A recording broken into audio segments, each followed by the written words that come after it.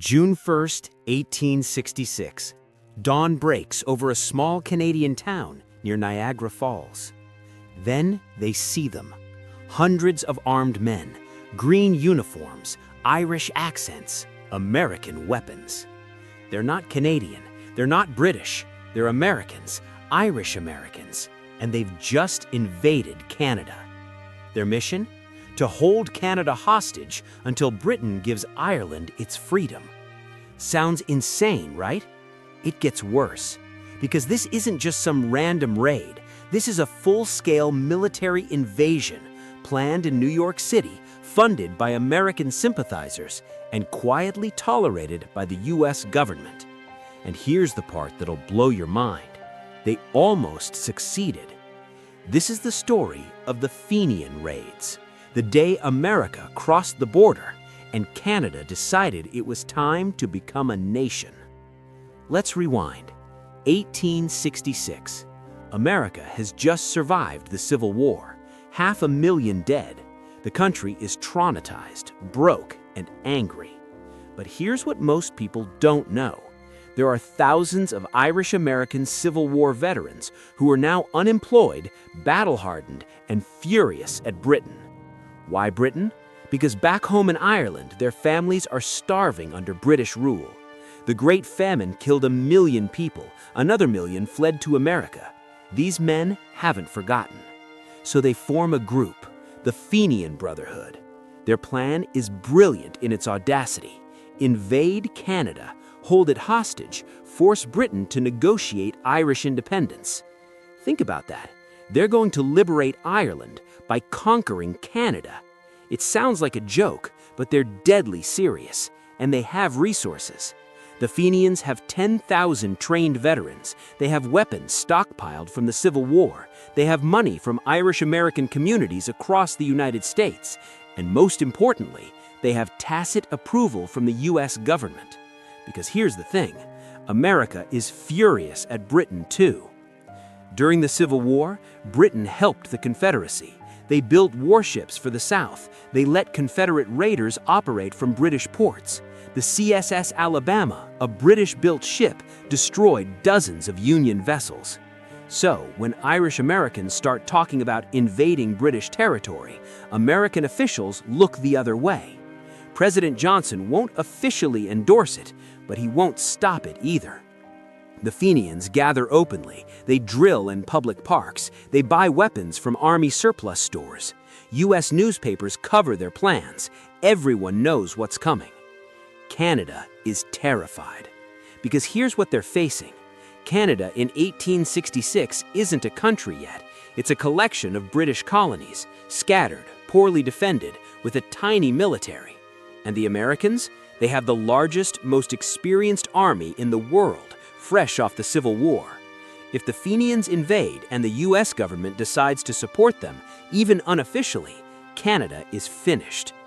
May 31st, 1866, midnight. 800 Fenian soldiers gather in Buffalo, New York. Their leader is John O'Neill, a Civil War cavalry officer who knows exactly what he's doing. They cross the Niagara River in the dead of night. By dawn, they've captured Fort Erie on the Canadian side. The invasion has begun. Canada's response is chaos. The local militia is scrambling. British regulars are scattered across the country. Nobody expected the Fenians to actually do it. But O'Neill isn't waiting. He pushes inland. His men are disciplined, experienced, and motivated. They're not here to raid and run. They're here to hold territory. June 2nd, the Battle of Ridgeway. Canadian forces finally catch up to the Fenians. It's a disaster. The Canadians are mostly militia, farmers, shopkeepers, university students. Many have never fired a shot in combat. They're facing Civil War veterans who fought at Gettysburg and Antietam. The Canadians advance, the Fenians hold their ground. Then someone in the Canadian ranks shouts cavalry, thinking they see Fenian horsemen. There are no horsemen, but panic spreads. The Canadian militia breaks. They run. The Fenians pursue. By the end of the day, the Canadians have suffered dozens of casualties, and the Fenians control the battlefield. It's a humiliating defeat, and it sends shockwaves across Canada. But here's where everything changes. The US government finally acts, but not the way you'd think. President Johnson realizes this has gone too far. If the Fenians succeed, Britain will declare war on America. The US just fought the bloodiest war in its history. It cannot afford another one. American troops are ordered to the border, not to help the Fenians, to stop them.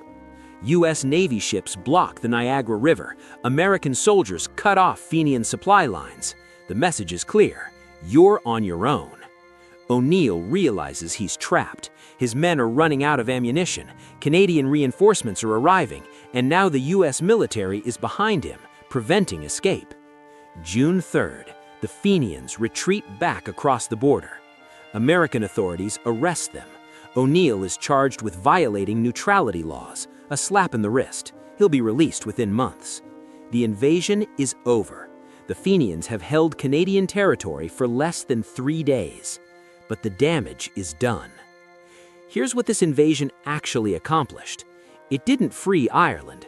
The Fenians would try invading Canada 2 more times over the next 5 years, all failures.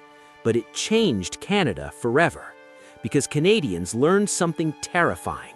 Britain couldn't protect them. The British Army was spread too thin across the empire. When push came to shove, Canada was on its own. The Canadian colonies realized, if we don't unite, we're vulnerable. If we stay divided, the next invasion might succeed. 1 year later, 1867, Canada becomes a nation. The British North America Act creates the Dominion of Canada. It's a direct response to the Fenian threat. The Fenian Raids didn't conquer Canada, they created it. But here's the part of this story that's truly wild. The Fenians were right to think they could get away with it. Because look at the facts. They organized openly on American soil. They bought military weapons legally. They drilled in public. US officials knew exactly what was happening and did nothing until it was too late. Why? Because America wanted to send a message to Britain. We haven't forgotten the Alabama. We haven't forgotten your support for the Confederacy. And if you push us, we have thousands of armed Irish veterans who'd love to make your life difficult. It was proxy warfare, plausible deniability. The US got to bloody Britain's nose without officially starting a war. And Canada paid the price. The Fenian Raids would continue sporadically until 1871. Smaller incursions, more arrests, more failures. But the psychological impact lasted decades. Canadians developed a deep suspicion of American intentions, the fear that America might one day invade for real, not with Irish veterans, but with the actual US Army, shaped Canadian defense policy for generations. Even today, Canadian military planning includes scenarios for American invasion. It sounds paranoid, but history teaches it almost happened once. It could happen again.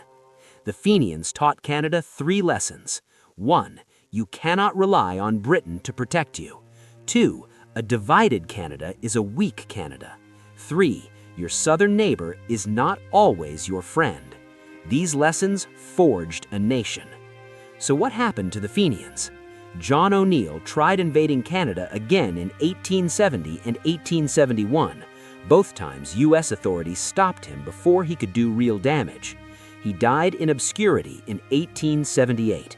The Fenian Brotherhood collapsed. Infighting, failed invasions, and lack of results destroyed the movement. Ireland wouldn't gain independence until 1922, and it had nothing to do with invading Canada. But here's the irony. The Fenians failed at their goal.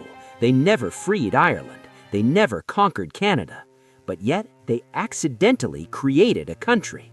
Because without the Fenian threat, Canada might have remained a scattered collection of British colonies for decades longer. The push for Confederation was driven by fear of the next invasion. The Fenians gave Canada a common enemy, a shared trauma, a reason to unite. Sometimes history's greatest achievements come from the strangest places. So the next time someone tells you Canada and America are the longest undefended border in the world, remember this: it wasn't always undefended. There was a time when armed men crossed that border with military precision, seized territory, and fought pitched battles on Canadian soil. There was a time when America looked at Canada and saw an opportunity. And there was a time when Canada looked back and said, "Never again." That's how nations are born, not in moments of glory, but in moments of terror. The day America crossed the border, Canada decided to stop being British colonies and start being Canadian. And that made all the difference. If this story changed how you see Canadian history, smash that like button. Subscribe, because next video we're covering the other time America invaded Canada, during the War of 1812, and why the Canadians burned down the White House in revenge. You're not ready for that story. See you there.